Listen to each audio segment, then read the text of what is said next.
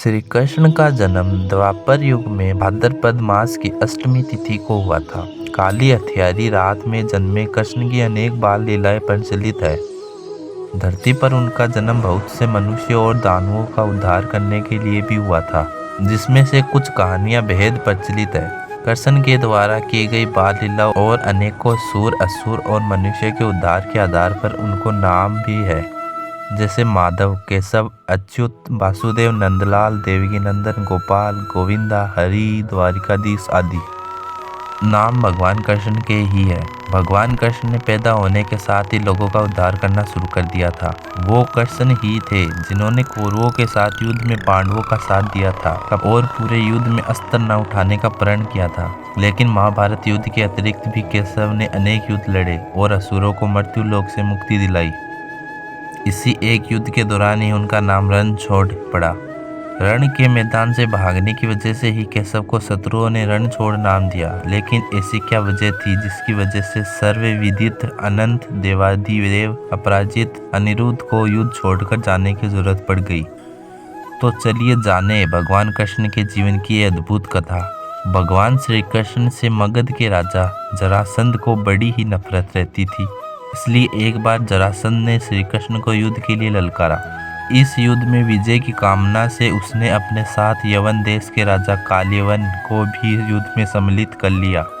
क्योंकि काल्यवन अजय था, उसने भगवान शंकर को प्रसन्न कर वरदान प्राप्त किया था, जिसके अनुसार ना तो कोई चंद्रवंशी और ना ही सूर्यवंशी उसे मार सकता है, ना ही कोई अस्त्र मार सकता है और ना ही कोई अपने बल से उसे परास्त कर सकता है। भगवान शंकर के इस वरदान की वजह से ही काल्यवन खुद को अजय समझता था। इसलिए जरासंध के कहने पर काल्यवन ने मथुरा पर आक्रमण कर दिया।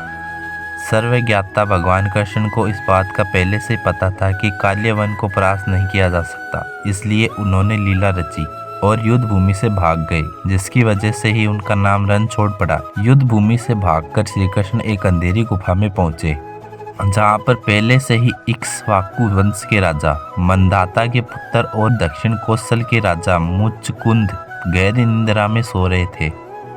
दरअसल राजा मुचकुंद ने असुरों से युद्ध कर देवताओं को विजय दिलाई थी। लगातार कई दिनों तक युद्ध की वजह से बहुत थक गए थे। इसलिए देवराज इंद्र ने उनसे सोने का आग्रह किया और वरदान दिया कि जो कोई भी आपकी निद्रा से जगाएगा वो जलकर भस्म हो जाएगा। श्री कृष्ण ने लीला स्वरूप उसकी गुफा में प्रवेश किया था, जहाँ मुचकुंद सोए थे।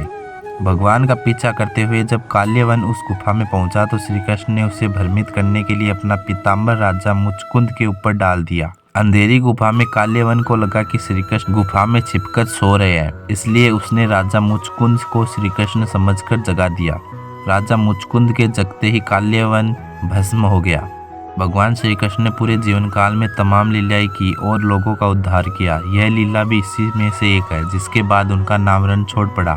महाभारत में अर्जुन को श्री भागवत गीता का उपदेश देते समय भगवान श्री कृष्ण ने कहा है कि संसार में जो कुछ भी घटित होता है उसमें मेरी ही इच्छा शामिल होती है।